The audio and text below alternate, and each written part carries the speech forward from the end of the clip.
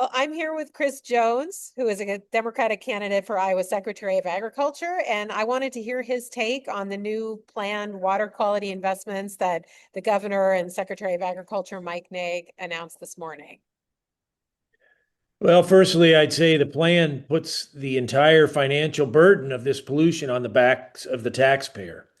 And so that's true from the time that the polluting chemicals enter the farm field or applied to the farm field, all the way down to where you draw a glass of water out of your faucet in Des Moines. And so the plan asks nothing of the industry, and that includes everyone from farmers up to the big agribusiness corporations. There's no accountability built into their plan that falls upon the backs of the industry and its practitioners. And so, sure, throw more money at it, right? That's what we've been doing.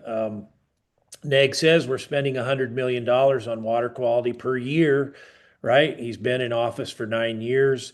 Kim Reynolds said last summer the state's spent, I think, 660 million in the time she's been governor. And does the water look $660 million better to anybody? It doesn't to me. And so, I think again, this just is more money to spend on band-aids and diapers without addressing the true causes of the pollution. I want to clarify something about the water monitoring because you've written a lot about this recently. Mhm, This plan would give an extra $500,000 to the Iowa Department of mhm. Natural Resources for their water monitoring program. And I was able to find out after the press conference that the Ag and Natural Resources budget is going to allocate 300,000 for the Mhm. IIHR sensor network. And Senator Rosenboom claimed to me that the other money is being raised, that there's going to be some kind of $300,000 match for that. Can you explain the differences between the types of water monitoring? And do you have any idea whether there will be matching funds available? Do you know anything about that fundraising? Firstly, the DNR monitoring, the DNR ambient monitoring program is an important uh, a source of data for us, for scientists and others around Iowa. We need that. We really need that to be expanded. And so I think there's about 70 sites around the state where they travel to once a month. They collect a sample, the sample's brought to the laboratory and analyzed. Some of that data goes back to almost the 1970s, I think, 1979 perhaps. And so it's a very important source of data. And so we need that DNR ambient monitoring program.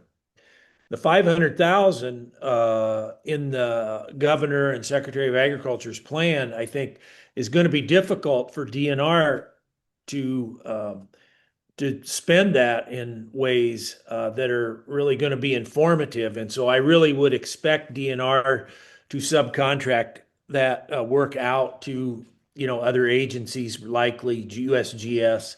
And I think that maybe already has been discussed. And so I think that's probably what's going to happen to that 500,000. It's probably not going to support the ambient water monitoring program, but again, it'll be farmed out to other agencies to do, additional monitoring.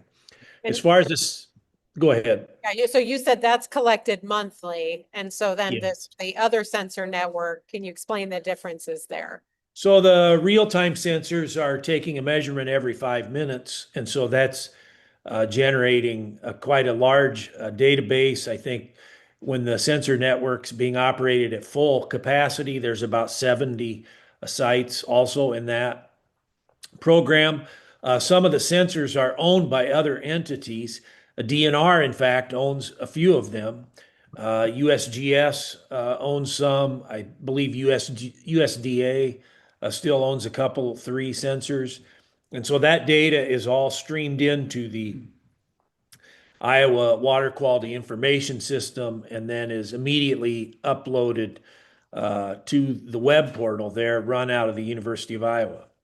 So that system is measuring primarily nitrate, but also there's some sites where they're measuring turbidity and pH, dissolved oxygen, maybe a few other things, conductivity. But nitrate is the main analyte or parameter that they're looking for. The turbidity data is also very important. And in fact, the Polk County Water Trails use the turbidity data to fund a project over at the University of Iowa. There was a paper that was just published on that data, actually, and I'm one of the authors on the paper. And so that turbidity data is also quite important to the sensor network. The 300,000 from the legislature, certainly the the program needs that for sure. I do think they have identified some other sources of money. I think that Johnson County maybe has pledged 200,000, and I believe Polk County has also pledged some funds there. The 300,000 from the legislature, I think, is just for 1 year, is what I'm hearing. That's right. And I think that's consistent with what I'm hearing also. And so it's important to recognize that when the system was being funded fully, that money was not from an allocation from the legislature. It was from the fertilizer tax, or what we call the groundwater tax. And so that money gets distributed various places. One is the Iowa Nutrient Research Center at Iowa State, and then the Recycling Center at UNI, and then CHEEC, Center for Health Effects and Environmental Contaminants at the University of Iowa. And so that money that was taken away from the University of Iowa, it's not gone. It's still there. The bill in 2023 just redirected that money from the University of Iowa to IDOLS and Mike Naig. And so Naig has had that money for 3 years now. What exactly it's being used on, I don't know.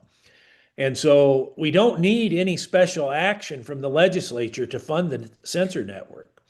We just need that fertilizer tax money to go back to the University of Iowa. And so if I'm elected Secretary of Agriculture, believe me, IDOLS will fund the sensor network at full capacity using the groundwater tax money.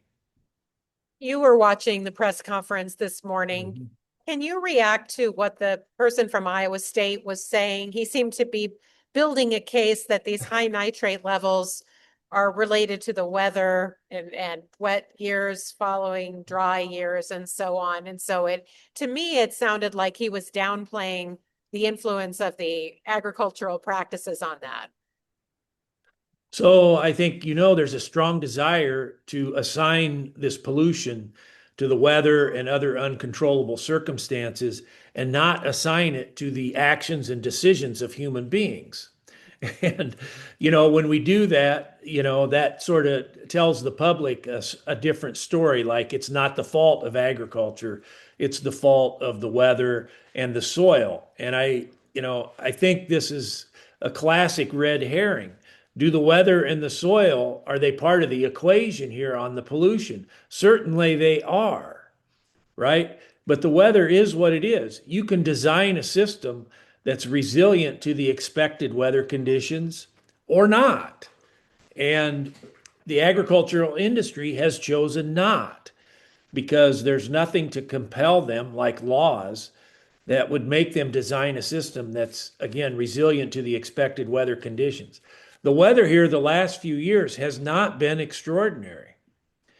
Sure, there's wet and dry cycles. Obviously, we live in the middle of a continent. The weather here is dynamic. We've known that since the first European settlers arrived here. And so you can design your systems to account for it or not. Just like when we put a roof on our house in Iowa, well, that roof better be designed to cope with the expected weather conditions. That's what we need from agriculture. The idea that this is coming from the soil is very frustrating for me to hear someone from Iowa State continue this. Yes, the nitrogen fertilizer that we apply on fields, it does cycle through the soil matter. There's no doubt about that. But then to take that phenomenon and say it's coming from the soil is just really a distraction, from the problem. When the soil loses organic matter and loses the naturally occurring nutrients, we replace those, right? We immediately replace those every year. And so I think the idea that the soil is the problem here if we're leaving that idea in people's minds, I think it's very dishonest. You describe this funding as a Band-Aid, but that said, going through the list of programs that they're going to fund, could you rate like which of those are going to be more helpful and which are less helpful from your perspective in solving this problem? I don't see anything in the proposal that's going to solve the problem. I see a lot of money there that's designed to help cope with the problem, right? And so the 25 million to Central Iowa Waterworks, the other money for the outstate water and wastewater treatment plants, that money is there to cope with the problem. It's not there to solve the problem. The little bit of money that's used for the watershed work, I mean, look, that's what we've been doing for the last 50 years, and it has not solved the problem. The water is as bad as it's ever been, at least in terms of nitrate contamination. And so it's more of the same for the watershed work. It has not solved the problem. And so, from my perspective, it's just good money after bad. And so it's amazing to me how Republicans now are measuring success on how much money is being spent. Right. Right. And we have, isn't that what Democrats used to be criticized for? Was, just blowing money with no accountability and no measurable outcomes. That's where we are now with the Republican Party in Iowa. We're just going to blow money with no accountability and no real recognition of what the outcomes might be. Because down in Des Moines, down in Iowa City and Cedar Rapids, the outcomes are not good. And so just blowing more money on this problem without addressing the root cause of the pollution is just good money after bad. How would you best deploy this same amount of money if you wanted to really get results for Iowa Water? So we need to start transitioning to a different type of cropping system. And so that includes more diverse crops, right? And so we need to look at things like oats and alfalfa and clovers as forage crops for cattle. We need to start talking about those sorts of things as water quality projects. And so we're not spending money on, something at the edge of the field that requires the farmer to do nothing, right? And so that's at least for the existing establishment agriculture. These edge of field practices are perfect because it requires the farmer to do nothing, and then it requires the taxpayer to pay for the project. And so wouldn't public money be better spent on helping design a system that's not going to pollute in the first place? And so that's where I would focus my money. I think a lot of dressing these things up as watershed projects is not very honest when you're just putting in these edge of field practices. Well, Republicans are in their 10th year of a trifecta. Mike Naig is finishing up his second term, and this is the most ambitious thing that we've seen from him. And I think that it's directly related to your campaign, which is centering this issue of water quality. I was just wondering what you're hearing from people as you have been taking this message around the state now for a few months. Well, there is energy. Believe me, there is energy. People are fighting mad about the water. And I think there's a recognition now that, something needs to change here with this ag production system. We're just, you know, we have these big agribusiness corporations that come in here and they extract wealth from Iowa. They leave us with the pollution and the cancer, and we hold them accountable not at all, right? And so we've created this system, which is what we call a high input system. We need to buy stuff, expensive stuff from these big corporations like Bayer and Syngenta and whoever. And that stuff is what gets in the water and pollutes our water. And so we need a low input system. I think people recognize that this corn soy system is never, ever going to perform and give us the environmental outcomes that we want. And so, the thing with the beaches being posted every summer, we can't swim in them, Des Moines not being able to water grass and fill the swimming pools, and the landscaping firms can't lay sod. And I think people are mad about that. I think the cancer, people are very concerned about the cancer rates here, right? And so it's not just Des Moines. I live in Iowa City, and the nitrate in the water here is every bit as bad as it is in Des Moines.